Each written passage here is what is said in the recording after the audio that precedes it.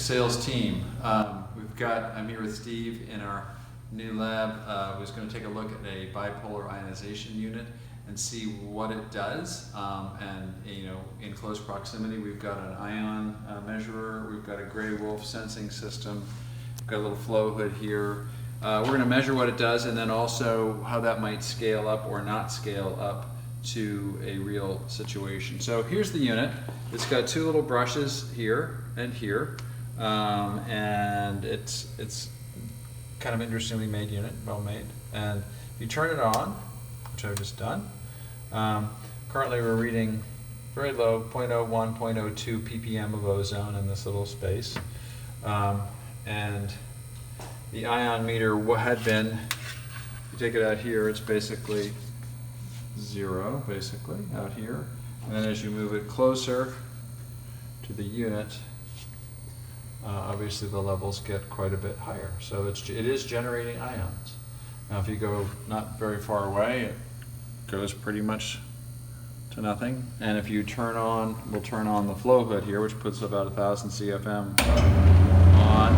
And again, looking at, what is that, 18 inches, 2 feet away, we're not measuring a whole ton. So, and then as you move it closer,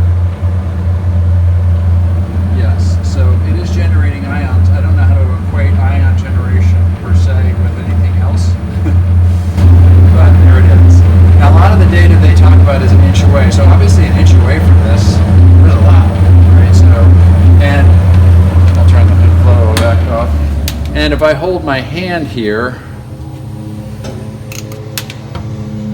I can feel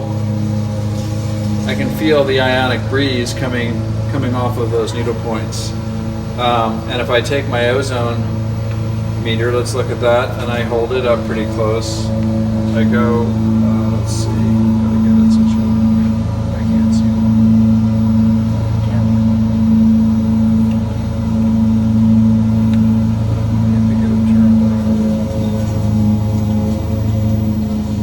Obviously, I'm getting some measurable ozone in very close proximity. But again, that's how they do some of their testing. So what we were going to do, the other thing I was going to, just real quickly, you can, there's another mounting that's kind of screwing this up. Here, let me just close this. Okay, so again, we've got two brushes here, and you can feel that they are producing, they're doing a little ionizing. Let's measure these guys. We're getting minus 6.37 kilovolts. We're getting plus 6.37 kilovolts. So that's the bipolarness of it. If you short out between those two, you don't get a very big arc, so there's not a lot of power there. I'm just shorting out now, just for fun. You can hear a little squeal, but you can see a little bit about, there's not a lot of power there. So basically it's sort of a detuned, it's just a relatively weak ion. So that's what it's doing. It's making positive and negative ions in close proximity. In our experience, when you do that, they just sort of cancel each other out. But maybe they've got some other secret way. But the other thing we're going to do is a lot of the testing done is in a fish tank, basically. So we're going to put this, the gray wolf probe in here and measure if we're getting it. Try it again. So we're going to put the fish tank here and the gray wolf probe and let her sit for a half an hour and see what we get in terms of ozone levels, if any. So here we are at the 5-minute mark in the chamber, and you can see the closed chamber here, which is, and the gray wolf. If you look over at the readings, we're at about 0.2 ppm, which is 200 parts per billion. went up a little bit. So if you recall, when we were holding the unit, the Grey Wolf, right in close proximity to the brushes, you were getting between 0.01 and 0.1 and 0.15 ppm. 3, 2, 1. Okay, here we are at 10-minute mark. Same setup. We're now at 0.31 parts per million, which is 310 parts per billion. So it's continuing to climb up there in the little fish tank. And you know, again, if this was face down on a petri dish, the highest levels would be sort of right there. So, all right, we'll talk to you in 5 minutes. All right, here we are at 15 minutes. Same setup. Grey Wolf is giving us 0.39, 0.4. So it seems to be about 10 or 0.1 ppm per 10 minutes. So that's, we're getting up there, and we'll talk to you in a little bit. 4, 3, 2, 1, 0. So same setup. We are up to 0.46. So 460 parts per billion of ozone. 465, we'll call it, parts per billion of ozone. All right, we'll talk to you in 5 minutes.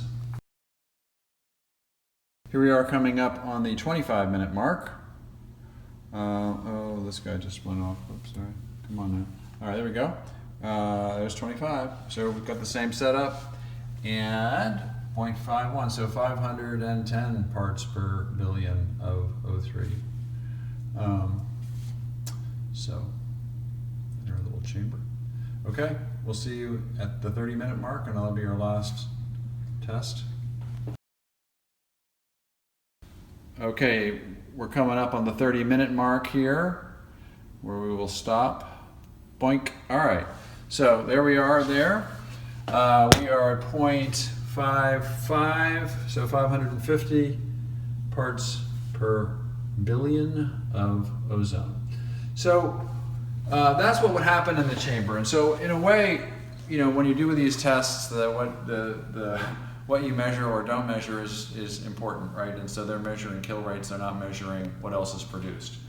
And in the context of the fish tank here, which is, again, they have 2 of their commercial systems. This is just one of the residential systems, but they have bigger systems than we have here, so the ozone levels would be presumably higher. But in the context of this space, you don't detect anything, right? It's not going to create any ozone in the space. And so in those kind of tests, they don't have any ozone. But they've designed a system that will work in a chamber. When they do their tests in a chamber, does that translate to real life or to a building? And it really doesn't. Let's look real quick. Here's a little pre-prepared whiteboard. So 30 minutes in a chamber, what does that mean? How does that equate to air moving down a duct? Well, 10 minutes is 600 seconds. This is just sort of easy math.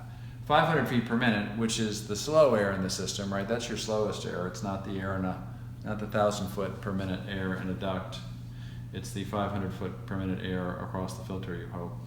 But 500 feet per minute works out nicely to 8.3 feet per second, which is 100 inches per second. So it works out perfectly. Now, their test is done at 1 inch away from the probes. So that means I am 1 inch away. If I'm moving down a duct, I'm 1 inch away from the 2 probes for, at best, 0.02 seconds, so 2/100ths of a second.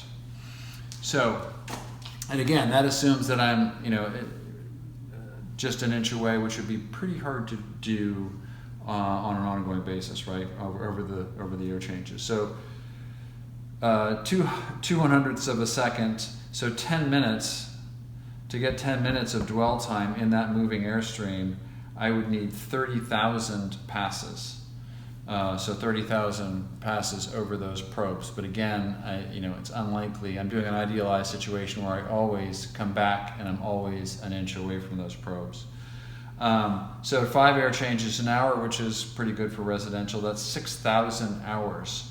So 30 minutes is 18,000 hours, which is not quite 2 years. Right now, coronavirus, for example, will die by itself in a couple of days.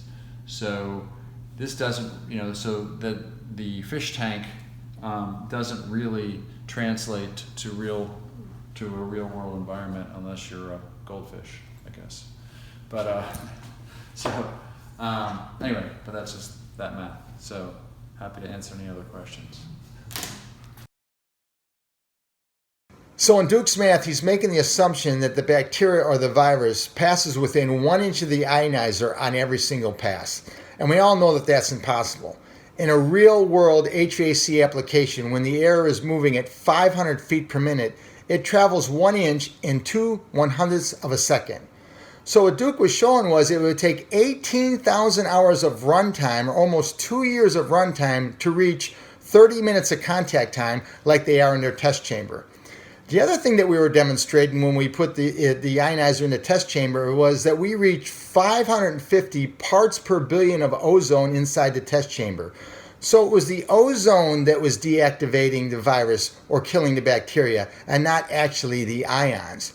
And with the ionizer inside of ducts, you don't reach 550 parts per billion of ozone inside the breathing space, nor do we ever want to get there. So what they're doing is extrapolating numbers from a test chamber and applying that to a real-world application. Once again, science and logic prevails over marketing alone.